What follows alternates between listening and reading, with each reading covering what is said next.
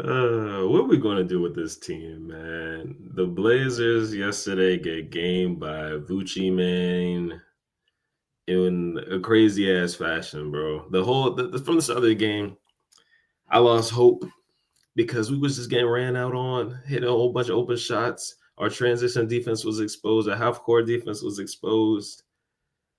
Tumani has been rough to start the season.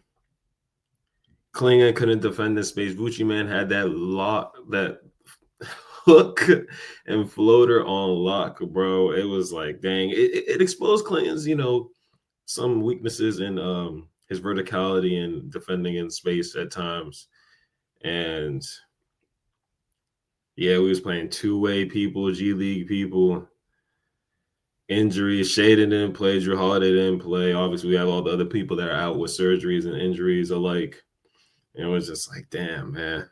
I was ready to turn the game off, ready to make my TikTok, my Twitter post about my notes on the game. I was just like, yeah, man, I'm checked out, bro. I'm not trying to watch the G League people, but the internal GM in me was like, these are players that are on your team, bro. You gotta see which ones you gotta give some hope for, give some good press for, and eventually they might be able to contribute to the championship team we trying to build. But then I was like, when you in it, you're like, yeah, through the trenches, you're gonna be with your team. But when you in it, you're like, damn, I don't want to watch this shit no more. Hey, and then that minute 9 in the fourth quarter, bro, changed everything. Then he got into some fast breaks, some and ones, some 3-pointers. We got some stops on defense, thanks to Klingon, some rebounds, but we was fighting tooth and nail. Chris Murray had a couple posters. And we was looking like, oh yeah, we better win this damn game.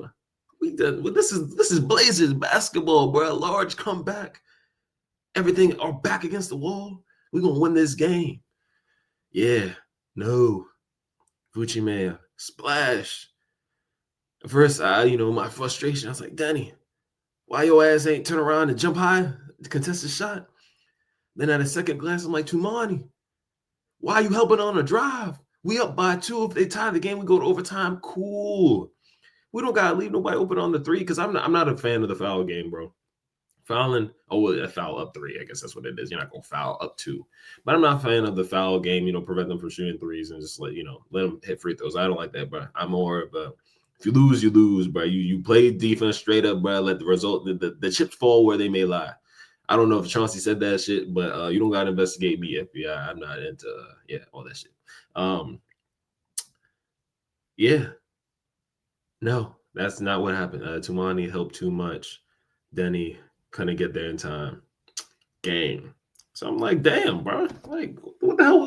What's going on, bro? I was getting ready to say we was about to be 7-8, but now we 6-9, bro.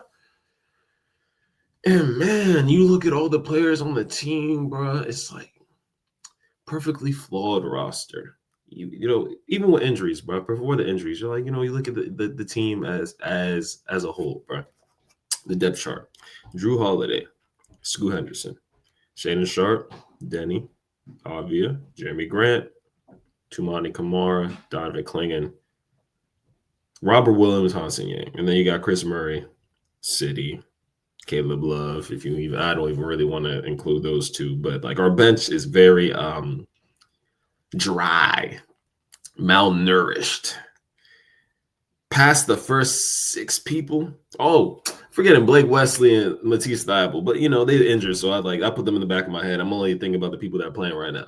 So when you look past 8, 9 people, you're like, the team's depth is dry, malnourished, and the injuries didn't help to Drew Holiday, and then Shaden Sharp is getting imaging on his calf, which is not a good sign to me because the increased pace of play in the NBA, a lot more injuries are happening. So you want to keep your players healthy and ready to go. So he might see some extended time being missed. I'm not quite sure yet. But also we got Dame, Scoot tore his hamstring. Blake Wesley broke his foot. Matisse Thybulle tore something in his hand, I think, hand or elbow, probably hand. I don't know. I don't remember. It's just like, damn, bro, it's looking rough, bro. The injury bug hit us. What we do? So that's how I look at it. But even with all those people on there, I'm still like, they formulated a team based on transition, offense, and defense. Full court press, no half court establishment. And then we drafted a big that is a worse rebounder than Klingon on the defensive end. Barely a good offensive rebounder. Not even close to the type of defensive force, defensive anchor that Klingon is. And because he got good footwork, passing chops on offense, we drafted him. And the implication that if he was available the season that we drafted Klingon, we were going to draft him. I'm like, I'm really surprised this is the team that we have constructed, bro. No shooting. Take the most wide open threes in the league and making them at a bottom 3 percentage at 33.5%. So it's like we're just shooting threes just to shoot them. But at that point, the teams are leaving us open. They'll take Klingon shooting threes. They'll take Chris Murray taking threes. They'll take, at this point, they taking Chima taking threes. And he was one of our best shooters last year. We have 3 reliable shooters on our squad right now. Deni Avdija, Jeremy Grant, and Jrue Holiday. Those are our 3 reliable shooters, bro. And when Jrue Holiday's not playing, it all falls on Jeremy Grant and Deni. But Deni, they're not volume shooters per se. I would say more Jeremy Grant than Deni. But Deni's more of the on-ball guy. So in pull-up situations, he's not the best in. He's more catch and shoot is more his speed, more his where he's more effective. Because he's a driver, but H-back dive, half-back dive. All the time, bro. Get into the rim of getting fouls. Being an elite driver on our squad, is kicking, drive and kick. That's what our squad is about. But that kicking part, the dudes we kicking out to, they rough. So you think about the squad, and you think about, oh yeah, top defense, going to go to play-in, going to go to the playoffs, championship. When Dame comes back, he's going to have this squad that he wanted all these years ago. Dame, yeah, he very well could. But he's coming off an Achilles injury, 36 years old. You got to think about things sometimes. It's like, and I thought this before, it's like we got Dame back. I was happy about that. At the end of the day, Dame's back where he belongs. But I'm also like, we're almost trying to put the same amount of stress and relying on him way too much that we did before in the past, where he left because we didn't, put the squad around him.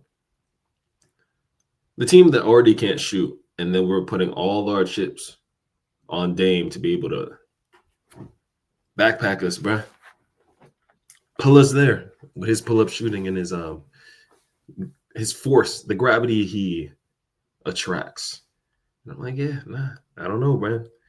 Obviously, he's my dog, bro. My favorite player. I trust what he can do, but also year 1 off an injury, bro, and you want to put all that stress on him to, hey, man, we got the squad around you, bro. One last ride. And if it happened, bro. I'm chilling. I'm safe. I'll be happy. I could look back at this video and be like, damn, we didn't have to do it, but hey, it worked out. But I also wanted to be a competent team without him. So he's just, an extra plus person. All right. So, and right now we are 22nd in defensive rating, 17th in offensive rating. And we're supposed to be a defense first team. Hey, man, it's crazy, man. And when I think about this squad as well, transition, we made a name for it. Full press, transition offense, transition defense. Transition merchants don't survive in the playoffs, bro. It's a lot more slower of the game. Half court is king. You have to have advantage creators in the half court, bro. You have to have plays being ran, and Tiago has not implemented whatever type of offense he was supposed to be implementing on this squad, bro. And it's annoying to see that day in, day out, and then see players like Klingon play barely 25 minutes when he should be playing 30 minutes a game. You've seen it at the Bulls game, bro. He played 34 minutes, 15 points, 21 rebounds, 4 assists, a couple blocks of steal.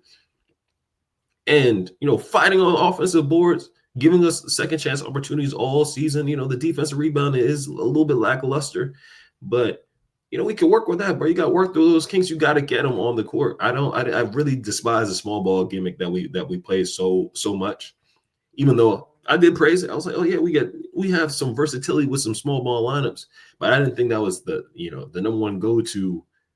Obviously, Chauncey was the coach before he got removed, but I didn't think that was something even Tiago would rely on so much. And I'm like, we got this guy right here. Obviously, he's a negative on defense right now, on offense, I mean, right now. And it's something you got to work with, bro. The impact on defense is enough for him to get on the court and work through those kinks, but the touch around the rim is ass sometimes. But hey, bro, the growing pains. We have to get through those growing pains with those players. And some players don't need to go through growing pains. You kind of gotta know they some butt. So yeah, cut them people. But hey, we don't got nobody to work with. You can't just keep signing people. Maybe you can. I don't know, bro. When I become GM, I'll test that theory out. I haven't seen people be cut happy as much as I would like when people play like some butt, because you want full samples. But hey, I feel like we got enough samples of people being some butt, no improvement. Your ass got to go, get traded, cut, or something, demoted. But I really need Klingon to play 35 minutes. That's number one. His touch at the rim need to be a little bit better. That's number two for him. Yeah, overall, it's a pretty solid season out of him. And then next up, Tumani. I don't know what happened to you, bro. Offense and defense look real suspect. You were supposed to be the guy we, lean our back on for our shooting woes. And you part of the reason for our shooting woes, bro. It's crazy. It's crazy, man. You really play like a real deal four, bro. You can't put the ball in your hands. You can't attack it, the closeout. You be jab stepping to hell. Huss. Don't be getting nowhere, bro. Like, your defense has been lacking, but the IQ, brother. Tumani, please, man. You're supposed to be our number one defender. In the perimeter, at least. Funneling, locking people up. Seatbelt. The box. What happened to the box? Shaden. Why can't you shoot? One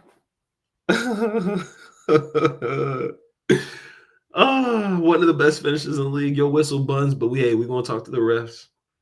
But your 3-point, man, you're not even shooting 28%. It's ridiculous. You shoot like 12 threes per 100 possessions. Danny Avia, you carrying a load on offense. Understand that, bro. But defense, man, you too big. You too long for all that shit you be giving up on the other end, bro. You are a horrible defensive playmaker, bro. We need to fix that. You got the whistle on deck. You got the driving on deck. You got the shooting on deck. You don't got counters for your driving. You don't got the midi. You don't got a floater. It's kind of wicked. But you got something to work with. Play some defense, please. Jeremy Grant, you probably has the best season out of everybody right now. Other than Denny and Clay. Yeah, maybe some others. But Jeremy Grant used to be some buns last year. Now you back to, they eliminated your mid-range, drive and shoot and play defense. Draw fouls, bro. That's what you've been doing, and you've been doing that shit well. I just wish you wasn't getting paid 30 M's. Should never got that contract, but it's okay. Hansen, I don't know, bro. That's not somebody we should have drafted, bro. We should have never drafted a project, bro. Not that type of project, man. At least as a backup center, nah, man. Nah, nope.